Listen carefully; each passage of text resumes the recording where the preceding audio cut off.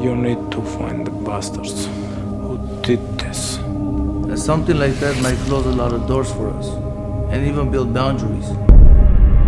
Where was the guarantee that was given? Son, God doesn't give you more than you can handle.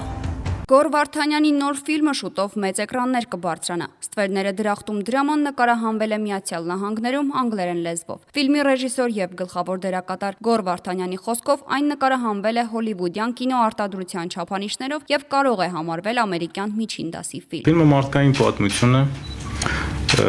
կարող է պատահել ցանկացած ընտանիքի հետ, ցանկացած անկախ ազգային պատկանելությունը։ Այսինքն իրավիճակներ ոնց է պատահում, որ իրավիճակը ստիպում է մարդուն, որպեսզի նա կերպարանափոխվի կամ անի այն ինչ որ չի ուզել ամբողջ կյանքում անել։ Ստվերները դրախտում դրաման հայ եւ ռուս էմիգրանտ ընտանիքների մասին է, ովքեր Ամերիկա են տեղափոխվել եւ ժառանգել հսկայական հարստություն։ Երկու արյունակից եղբայրներ ունեն միևնույն նպատակը, սակայն նպատակին տանող ճանապարհները տարբեր են։ Այդ ճանապարհներին նրանք բախվում են համամարտկային երկու արժեքների՝ Աստծո եւ Սատանայի լույսին ու խավարին։ Արդյոք երկուսն էլ ականջալուր կլինեն Աստծո խոսքին, թե կարթնանա նրանց մեջ քուն մտած Սատանան։ Այս մասին կիմանաք, եթե դիտեք ֆիլմը։ Սիրեն հերոսին, բայց չնմանվեն այդ կերպարին։ Ամենակարևոր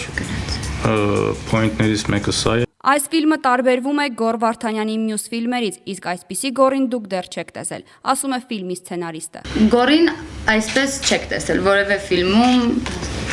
որևէ, I don't know, mini series երբեք չեք տեսել։